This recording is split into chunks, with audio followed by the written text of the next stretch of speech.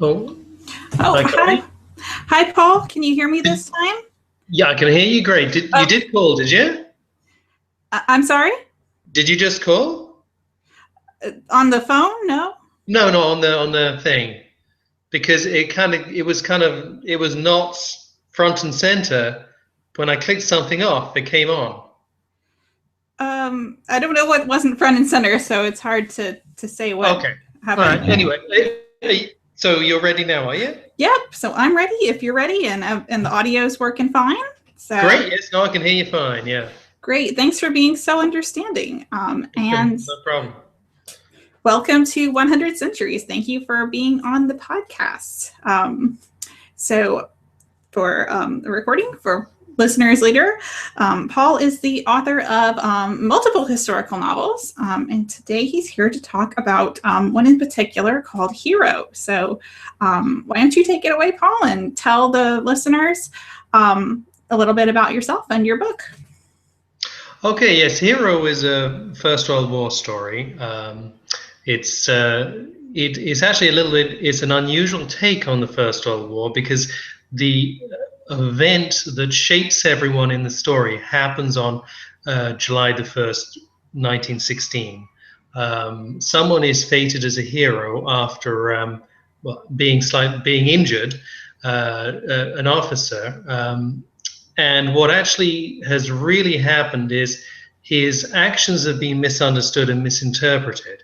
He actually did something very devastating to himself and to his own people. He accidentally, or in a kind of a panic, ends up killing the brother of his own fiancée with a bayonet in the fog and confusion of battle.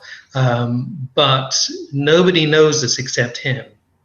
So when he returns home after his injury, after he recovers from his own injury that he sustains later, he has to deal with the fact that everyone thinks of him as a hero, and he is in fact anything but in his own eyes. So it's about his anger and um, uh, guilt and how this affects succeeding generations. Interesting premise. Lots of themes to explore there. Um, and from the book description on Amazon and Goodreads, it sounds like is this primarily about him, or is it more of an ensemble cast because there's other voices? Yeah, the latter, yes. There are a number of different people who are drawn into his story. One of them was his wife, for instance, who is trying to deal with his fury and his guilt and his shell shock without actually knowing the real causes for it. When she has her own grieving to do, because of course her brother was killed in the war, and this man who went out as one thing turns up, reemerges in her life as someone completely different, but they still marry and they still have a child together. Uh, and their life also encompasses the life of a woman from North America. This is set in England. Well, some of it's set in England, some of it's set in North America, who has come from North America, who ends up serving them, being part of their household, and she is looking after their young daughter, and she has a completely different perspective on the whole thing because she has been shaped by the war as well. She lost a couple of brothers, and so she is at once trying to deal with this highly dysfunctional household, bring up a daughter who is really needs protection from a rageaholic father, and yes, well, she has her own things going on. Yes, so and yes, and it ends up spanning continents because she goes home afterwards and then deals with her own life choices and actually finds herself marrying someone who she has almost nothing in common with because of what is almost a mistaken belief in how he has reacted to the horrors of war. Yeah. So it sounds like a rather sweeping and expansive novel. So you mentioned a lot of it's the First World War and the aftermath of that, how it affects the characters. So what drew you to study this period in history? Well, I think one of the reasons why we keep coming back to the First World War is part of it is because our lexicon about how we talk about war, how we try to make sense of it, is almost like the way we talk about war was very much formed in response to what happened in the First World War. Even the language that we tend to use about war, the sacrifice, the fallen, those kinds of words and phrases seem to have come into popular usage after the First World War, and we deal with subsequent conflicts along that language and using that.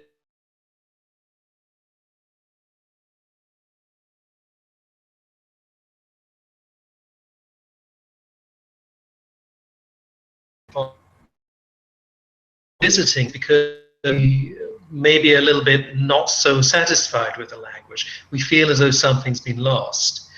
And we feel as though the ability to prevent the same thing happening again is compromised because we tend to use language that, not deliberately, but because it is the language that's closest to hand, ends up glorifying the very act we're trying to prevent from happening.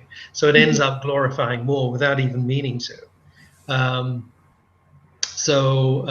That's one of the reasons why the First World War in particular, and actually one day in particular, the first day of the Battle of the Somme, July the 1st, 1916, is almost as though that day is in some curious way emblematic of all wars, because this is how we learn to cope with senseless slaughter that none of us understand what the reason for it was. So yes, it's the most controversial, but the most influential at the same time event. Yeah, definitely far-reaching implications into the future, and a lot of reader interest lately as we've coming up on, Yes. 100th anniversary after 100th anniversary. That's right. Yes. And will do for quite some time. So could you share a little bit about your research process, if there was anything that was specifically difficult or surprised you or interesting? Well, I think the research process for this particular one probably was really a 20-year at least research process, because of course I studied at school, then studied at university, and you just carried on. It was one of my major themes in my degree, which is partly partly historical in nature.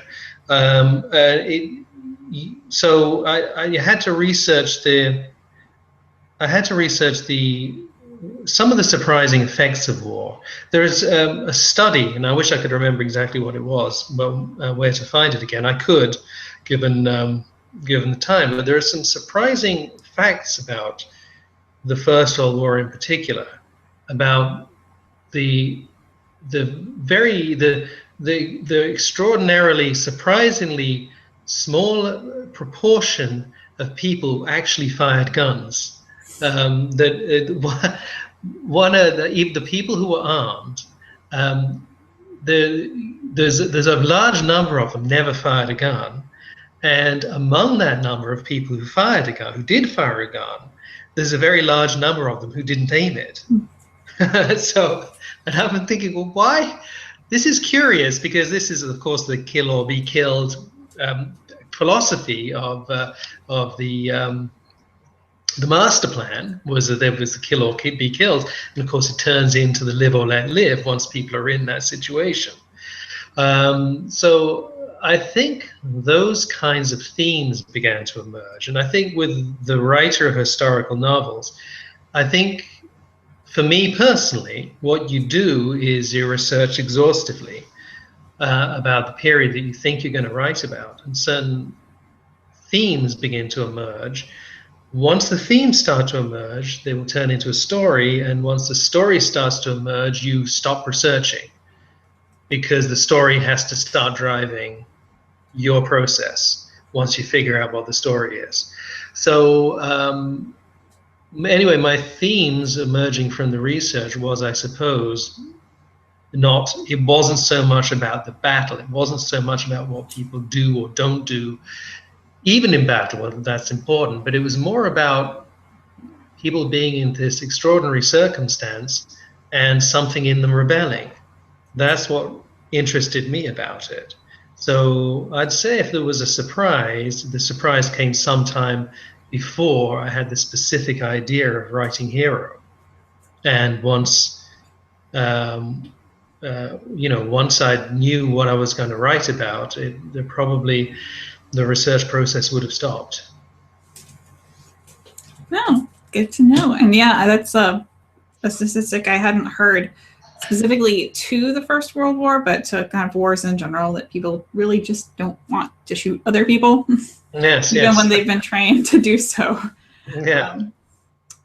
So we've talked a little bit about the themes in this book. So heroism and exploring that is a big theme. From the book description, there was also a little bit about blackmail and revenge. And that seems, if there's anything you'd like to share without giving away too much plot. Yes, the character, Simon Jensen, who is the character who carries all this guilt all the way through, he believes there is a witness, and he believes to his crime, to his mistake, and he believes he is being blackmailed. There is a mysterious stranger, person who was under his in his battalion called Smith, who is looking for him years afterwards, and he sees this person as being a huge threat to him. The idea of blackmail is, again, I don't want to give too much away, but everything that Simon thinks about the events around him is unreliable. And this is, of course, partly the plot, because we're in his head a lot of the time.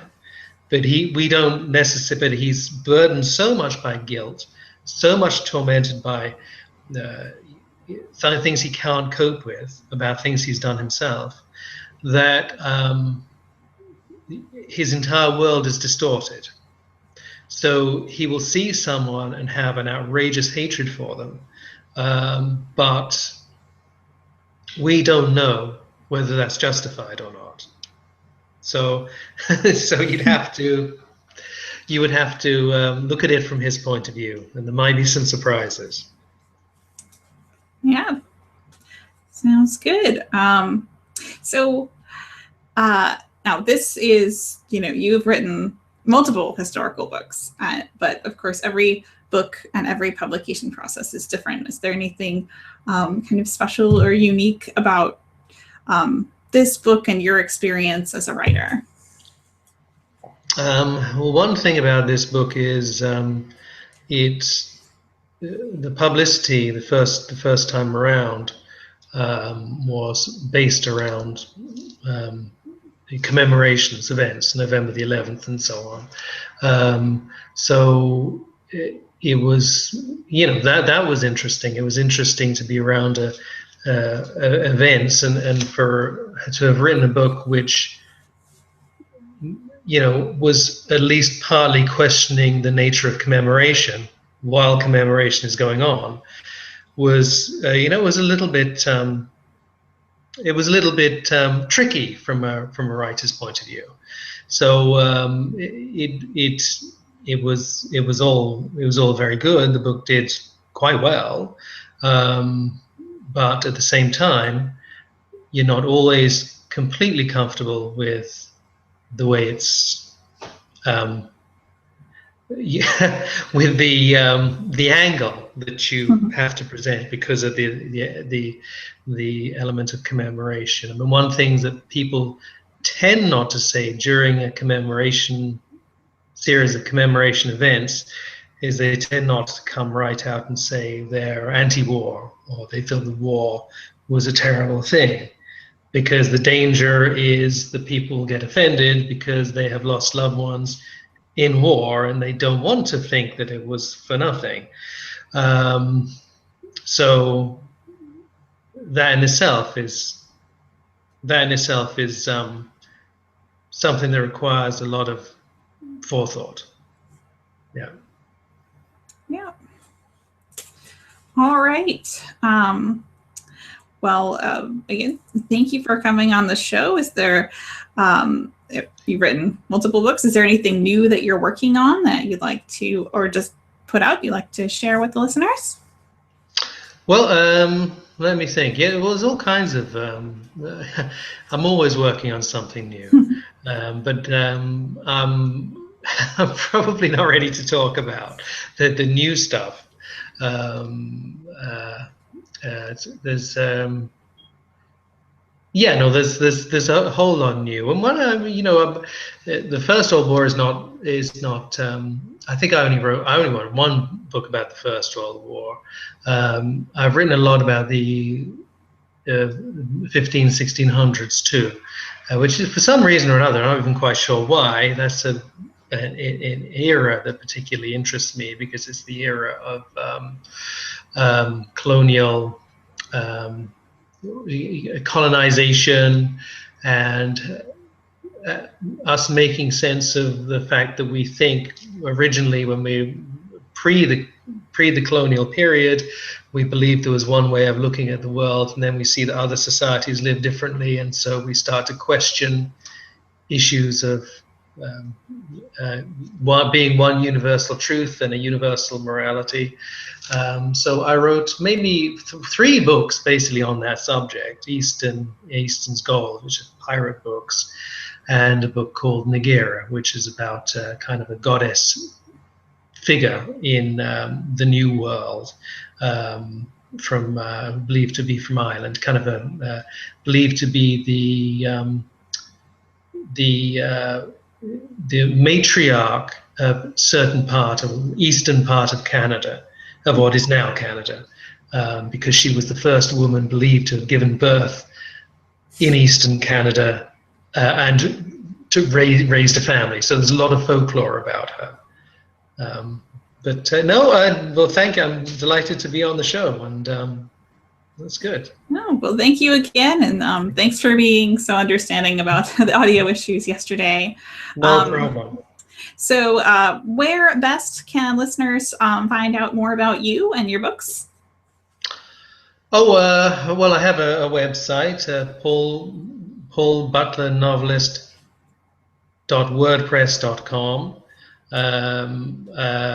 So you find out, you should get all the information from there gathered, and then there'll be links to other sites, Amazon and my publishers, and various things like that.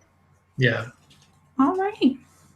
Well, Great. thank you again. And I will let you know when this recording is edited and when the audio podcast comes out, which will probably be sometime earlier mid-October, because we've recorded Great. quite a bit this summer. Well, let me know, Connie, and I would put it on my website and make sure that it goes out in the information I send out too. Oh, great. Hopefully, you'll gather some devotees, because a lot of the people I work with, I do a lot of editing. I know you do, but a lot of the people I work with work on historical novels, so they would be interested too in your site. Yeah. Well, hopefully we can both get a little new followers from this. So thank you Cool. again. Well, thanks, Connie. Nice talking to you. Yeah, nice talking to you too. Cheers. Bye. Bye.